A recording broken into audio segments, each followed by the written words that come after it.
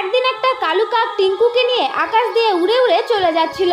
ঠিক তখনই কালু কাকের কাছ থেকে টিঙ্কু নিচে পড়ে যায়। তখন টিঙ্কু নিচে দাঁড়িয়ে দাঁড়িয়ে খুব কান্নাকাটি করছিল, আর কান্নাকাটি করতে করতে বলছিল, হে ভগবান, আমি এ কোথায় এসে পড়লাম? এখন আমি আমার মা বাবার কাছে কি করে যাব? আমি কোনখানে আছি আমি কিছুই জানি না। এখন আমি এইখান থেকে কোথায় যাব? কি করি ভগবান, আমাকে দিশা দেখাও। এইখান থেকে আমার ঘর কোথায় সেটা তো আমি জানি না। এখন যে আমি কি করি? মা, মা তুমি কোথায়? আমাকে নিয়ে যাও মা।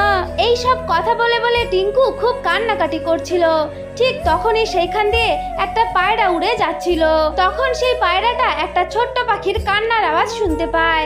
তার কান্নার আওয়াজ শুনে টিঙ্কুর কাছে চলে আসে আর এসে বলে, আরে ছোট্ট পাখি ছানা, তুমি এত কান্নাকাটি কেন করছো? তুমি আমাকে বলো, তুমি এত কান্নাকাটি কেন করছো? আর তোমার বাড়িই বা কোথায়? তুমি তোমার বাড়ির ঠিকানা আমাকে বলো, আমি তোমার বাড়িতে তোমাকে পৌঁছে দেব।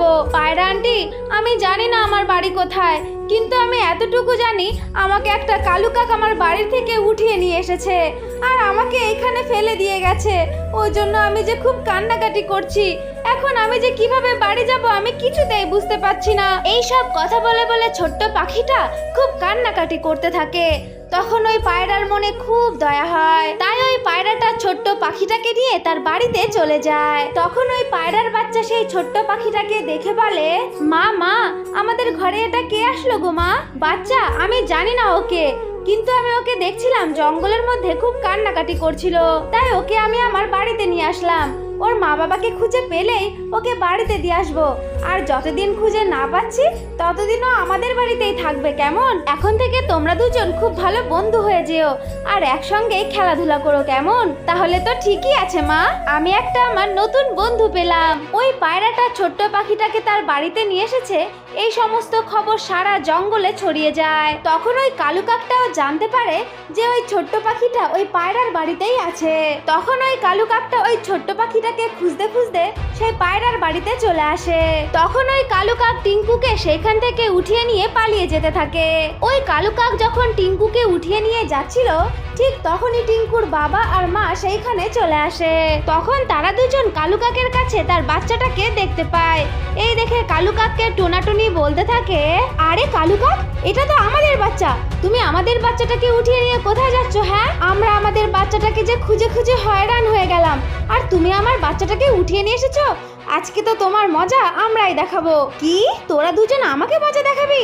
আমি তোর বাচ্চাটাকে উঠিয়ে নিয়ে এসেছি একে খাবো বলে। আজকে তো আমি একে খেয়েই ছাড়বো, আর একে খেয়ে আমরা খিদে মেটাবো। দাঁড়া কালু কাক, তুই আমার বাচ্চাকে খাবি? দাঁড়া, তোকে এক্ষুনি মজা দেখাচ্ছি, তুই দাঁড়া। এই কথা বলে টুনি পাখি একটা লাঠি বের করে ওই কালু কাককে খুব মারতে থাকে। ওই কালু কাক মার খেয়ে সেইখানেই মারা যায়। তখন টোনা আর টুনি তাদের ছানাটাকে তাদের কাছে ফিরে পায়। ঠিক তখনই সেইখানে ওই পায়রাটা চলে আসে আর এসে দেখে ছোট্ট ছানা তার মা বাবাকে ফিরে পেয়েছে। এই দেখে পায়রাটা খুব খুশি হয় আর তাদেরকে বিদায় দিয়ে সেইখান থেকে চলে যায়। এরপর টোনা টুনি তাদের বাচ্চাটাকে নিয়ে সেই জঙ্গলের মধ্যে সুখে শান্তিতে বসবাস করতে থাকে। আমার ছোট্ট বন্ধুরা, তো এটাই ছিল আজকের গল্প। যদি তোমাদের ভালো লেগে থাকে তাহলে অবশ্যই লাইক করবে আর চ্যানেলটাকে সাবস্ক্রাইব করে দেবে, কেমন?